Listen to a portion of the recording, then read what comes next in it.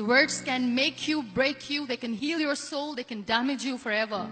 So I always try to use the positive words in my life wherever I go. They call it adversity, I call it opportunity. They call it weakness, I call it strength. They call me disabled, I call myself differently abled. They see my disability, I see my ability. There are some incidents that happen in your life, and those incidents are so strong that they change your DNA. And I'm going to share what exactly happened to me. I was 18 years old when I got married. And this thing I'm sharing for the very first time on an international level. I was 18 years old when I got married. I belonged to a very conservative family, a Baloch family, where good daughters never say no to their parents. My father wanted me to get married. And all I said was, if that makes you happy, I'll say yes. And of course, it was never a happy marriage. Just about after 2 years of getting married, about 9 years ago, I met a car accident. Somehow my husband fell asleep and the car fell in the ditch. He managed to jump out, saved himself. I'm happy for him.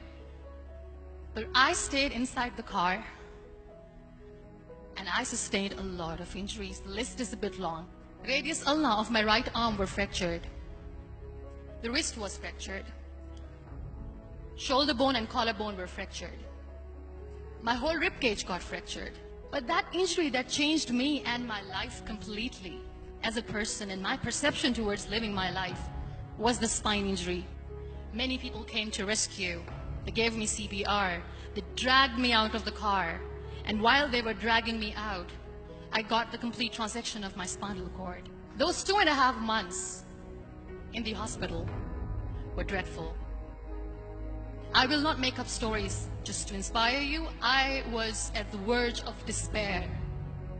One day, doctor came to me and he said, well, I heard that you wanted to be an artist, but you ended up being a housewife. I have a bad news for you. You won't be able to paint again because your wrist and your arm are so deformed, you won't be able to hold a pen again. And I stayed quiet.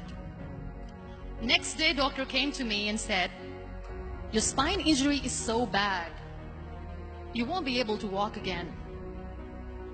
I took a deep breath and I said, it's all right. The next day, doctor came to me and said, because of your spine injury and the fixation that you have in your back, you won't be able to give birth to a child again. That day, I was devastated.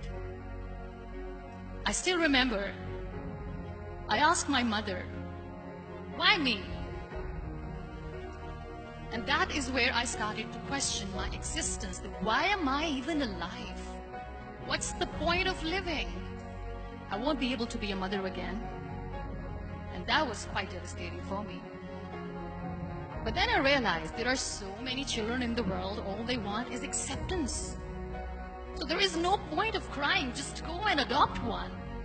And that's what I did. I gave my name in different organizations, different orphanages. I didn't mention that I'm on a wheelchair, dying to have a child. So I just told them that this is Muniba Mazari and she wants to adopt a boy or girl whatsoever, but I want to adopt a kid. And I waited patiently. 2 years later, I got this call from a very small city in Pakistan. I got a call and they said, are you Muniba Mazari? There is a baby boy and would you like to adopt? And when I say yes, I could literally feel the labor pain. I said, yes, yes, I am going to adopt him. I am coming to take him home. And when I reached there, the man was sitting and he was looking at me from head to toe. And in the back of my head, I kept thinking that, oh, he's going to say she's on the wheelchair. She doesn't deserve it. How is she going to take care of him? And I looked at him and I said, do not judge me because I'm on the wheelchair. But you know what he said? He said, I know you will be the best mother of this child. You both are lucky to have each other. And that day, I was 2 years old, 2 days old, and today he's 6. You know when you end up being on the wheelchair, what's the most painful thing? People think that they will not be accepted by the people because we, in the world of perfect people, are imperfect. So I decided to appear more in public. I started to paint. I always wanted to. I have done a lot of exhibitions. I'm Pakistan's first wheelchair-bound artist.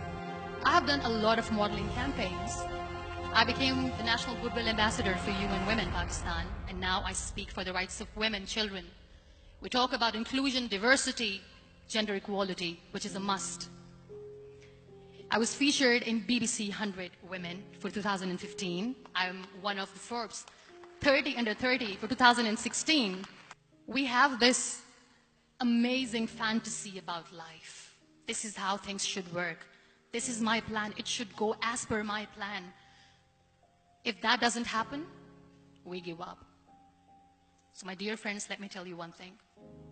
I never wanted to be on the wheelchair. Never thought of being on the wheelchair. I was always aspiring to do bigger things, but had no idea that for that I had to pay the price to be where I am today. It's a very heavy price. It is okay to be scared. It is okay to cry. Everything is okay, but giving up should not be an option. They always say that failure is not an option. Failure should be an option, because when you fail, you get up, and then you fail, and then you get up, and that keeps you going. That's how humans are strong.